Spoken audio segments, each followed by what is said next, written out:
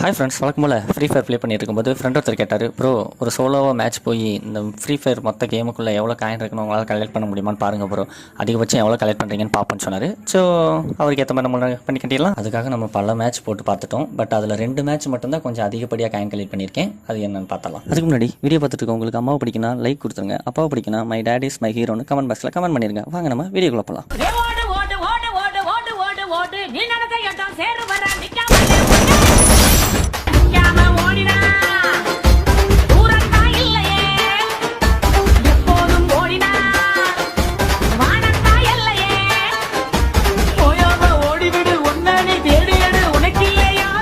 sir போனோம்